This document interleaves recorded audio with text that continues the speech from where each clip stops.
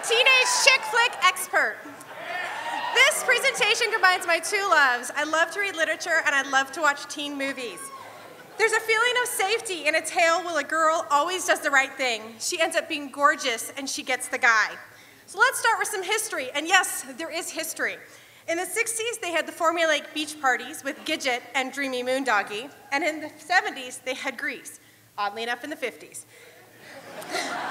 Next is the 80s, the golden era. There were more teen movies made in the 80s than any other period. From Breakfast Club to Real Genius is when they really started to see a demand for these movies. When you're talking about these movies, you have to talk about John Hughes, the master of teen movies. Whether he wrote the movie, produced, or directed, his witty and smart movies are still historic. Can anyone say Bueller? Thank you. It was about that time that they realized that they were running out of content. They needed to really meet the demand. So it was in the 90s that they started really ripping off literature. To shorten the storyline, get the hot new hunk, and make sure that you get the best plan to play prom. Breathe. Okay. To quote Ebert, who loves to criticize teen movies, the high school romance genre has become so popular, they're running out of new ideas they've taken to recycling classic literature. It must be hard to watch movies for a living. So from serious authors to hip, smart, and hilarious, who would have thought that Pygmalion, which inspired My Fair Lady, would actually inspire She's All That? Freddie Prinze Jr. plays Henry Higgins, taking the frumpy girl, making her prom queen. Now, without a doubt, Jane Austen's stories have been historic. In Clueless, we get to watch Emma and see Alicia Silverstone moon over Mr. Knightley. And then the Mormons jumped in the game and produced a Pride and Prejudice at Brigham Young. Now, sometimes adaptations just don't work for teens. Cruel Intentions was an attempt to modernize Dangerous Liaisons, and you just cannot capture, I left the woman I love, and my life is now over because of my foolish pride with, I fucked up. Shakespeare can be enjoyed in many ways. In 10 Things I Hate About You, Taming of the Shrew, there were two sisters with an overly protective, sex-fearing father.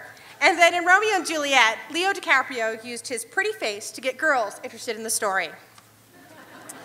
Now, to launch an unknown singer's career, they actually used this movie about a book based on trying to find the perfect prom date called Drive Me Crazy. No one remembers the book or the movie, but they all remember Britney. It's kind of crazy. That takes us to the 2000s, the assembly line of teen movies. In the new millennium, teen movies seem to grow at such a rapid pace as your favorite stars continue to churn out films for your enjoyment. And oddly enough, many go straight to DVD. Now, they just couldn't leave Shakespeare alone, but this time it didn't work. Turning Othello into a sports star didn't really jive well with teens. And in Get Over It, the students had a crazy teacher turn Midsummer's Night's Dream into the worst musical ever. But they did get it right with Twelfth Night. Not only with the story, but with the casting. Drew Barrymore in Never Been Kissed was pretty funny, but Amanda Bynes as a boy in She's the Man was freaking hilarious. She even makes a pretty hot dude. Now, every girl loves a good fairy tale. These two movies, the adaptation was pretty obvious, and they used the natural hierarchy of high school to create the oddly gorgeous underdog who finally gets noticed by the hunky popular guy. Now, a less obvious one, it involves Amanda Bynes again as Sydney White with 12 dorks instead of 12 dwarfs, and a computer virus which crashes her Apple. A Mac with a virus? Now, we all know that's a fantasy. When you saw the movie, I Know What You Did Last Summer or Sisterhood of the Traveling Pants, did you leave the theater thinking, I really want to read that book? Well, neither did I, but you can because it came first.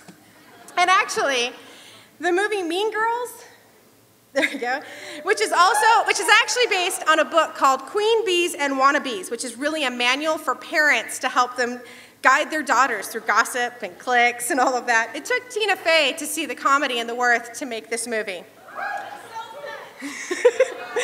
Now, although the movie Dick is not based on one book, it is based on history. It's a hilarious movie made more for adults than teens about what would happen if Deep Throat was really two silly, stupid teenage girls and one of them gets a crush on Tricky Dick.